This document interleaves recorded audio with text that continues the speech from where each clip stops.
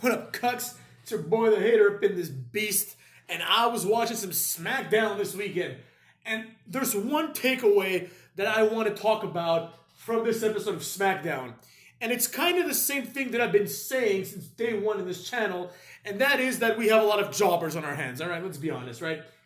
You cannot, it's impossible to run a company and be successful and interesting. I mean, you can be successful, I guess, by having a match like Solo Sikoa versus Matt Riddle. This is not a main event caliber match. You understand me? It is not good to have Solo Sikoa in the main event. I mean, this is just like we're scraping the bottom of the barrel here. This guy is like 6 foot and fat. I mean, I don't want to make this video about how much I dislike Solo Sikoa because I do, but I would take Karrion Kross at this point. You know what I mean? At this point, I would take Matt Riddle versus Karrion Kross in the main event. This is an NXT level opener match. That is the main event. Now, I understand. Cody Rhodes is positioned as a star. Roman Reigns is quite frankly too good for live TV. But let's be real, right? We need Cody Rhodes and we need Roman Reigns to actually be there at least, motherfucks. It's one thing. It's one thing for them not to wrestle every week. But to never wrestle? It's ridiculous. What kind of Raw after WrestleMania did we have? It's been, like 2 weeks now? Since Mania? And we haven't seen Cody Rhodes destroy anybody. He doesn't even have to be, in a match. He can just go and attack. Why isn't Cody Rhodes coming out and destroying Solo Sikoa on SmackDown? Why is Cody Rhodes not concerned with basically getting revenge on the man that actually screwed him, Solo Sikoa? Why is Solo Sikoa feuding with Matt Riddle? The Friday Night SmackDown should have been like this. Since the draft is coming, it's fair game. Everyone can go everywhere. After Solo Sikoa cheats and beats Matt Riddle, then Cody Rhodes should come out and just hit Solo Sikoa with 4 or 5 crossroadses, right? The Usos should come in. Matt Riddle should knee one of them in the face while Cody Rhodes hits the Cody Cutter and then the crossroads on the other one.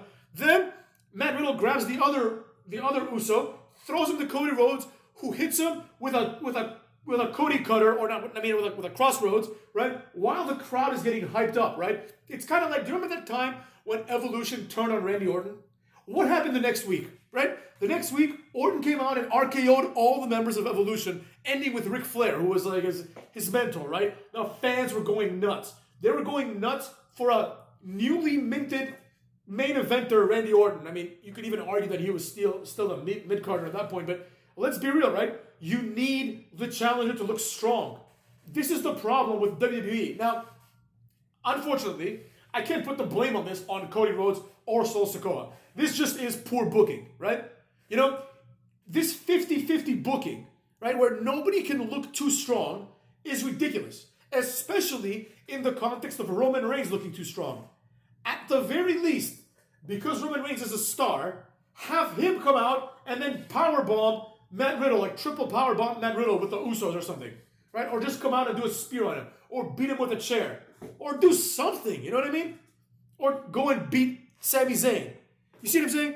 This idea about Sami Zayn being there and saving people, and this whole thing happening with Jey Uso, Rey Mysterio, all these other people that honestly need to be on TV more. Even the Usos, right? Why are they not wrestling? You know what I mean? Why are they not destroying somebody? Now, I think they had a match recently, and it was like a squash match, but it was against the irrelevant Alpha Academy.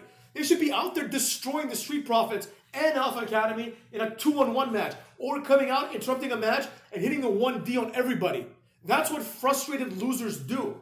They don't just wait for their rematch. They earn their rematch. They show their dominance. They show why they are the most dominant tag team in the modern era, right? But instead of this, we get a shitty SmackDown. And I get it, SmackDown has always been the stepchild. They've always been the shittier show, at least in terms of booking. But there was a time when SmackDown was something you look forward to. But now we have to watch Damian Priest versus Santos Escobar. I mean, Santos Escobar is a 205 Live jobber. This guy has he shouldn't even be on SmackDown. This guy has no charisma. He has no character. The LWO is going nowhere. All they've done is lose. Latino World Order, more like the loser World Order, am I right, cuts? So what I'm getting at is this. We need strong booking, at least with some people. Matt Riddle just came back. Why is Matt Riddle losing to Solo Sikoa? Why isn't Matt Riddle using Solo Sikoa and the Usos to position himself as a main eventer? Why is he just destroying all three of them? The match should be this. Solo Sikoa comes in, tries to do like the Samoan spike after interference. Riddle counters it to a GTS or something, hits the bro Derek, hits the floating bro, then puts him in a bro mission and wins. In other words, he hits 3 finishers on him and just beats him decisively, despite interference. Let's be real. Who has the greater ceiling? Solo Sikoa or Matt Riddle? Matt Riddle, of course. So what is the purpose of having Solo Sikoa beat Matt Riddle? I don't care how he does it. None of these people are going to become the next Roman Reigns. So, if you're not going to give me Roman Reigns, then I want to see his jobber-ass family get jobbed out to real wrestlers. And if you're unwilling to do that, then I got nothing to tell you, motherfuckers. I got nothing to tell you. You have to do these things in order to make things happen for people like me that occasionally watch SmackDown. If I tune into SmackDown and I see this, furthermore, if some casual fan who doesn't know who Solo Sikoa is, if he or she tunes in to SmackDown, are they ever going to tune back in? Oh, I wonder what Solo Sikoa, the fat blonde guy, is going to do next week. Nobody's thinking that. One time, I stumbled upon some shitty Mexican wrestling. I don't know what I was watching. It was on Telemundo. I was a kid, right? And there was this guy called Super Porky, all right? Super Porky, motherfucks. Super Porky came out, and he was just a fat guy. His gimmick was he's a fat guy, but he's a face. And this was like very, very low impact wrestling, right? I'm sure these guys were real wrestlers. But this is the kind of wrestling promotion where like people would just like trade punches and it was more about the theatrics. And then like a vertical suplex was like a legitimate finisher, right? This is how it felt watching the SmackDown. It was like watching Super Porky, motherfuckers. Super Porky. Super Porky is better and a bigger draw than these jabrones. And with that being so, apparently I just Googled him, motherfucks. Rest in peace, Super Porky. Super Porky died a few years ago. That's unfortunate, you know what I'm saying? Apparently he also appeared in WWE as Super Porky. I did not know that. Rest in peace, Super Porky.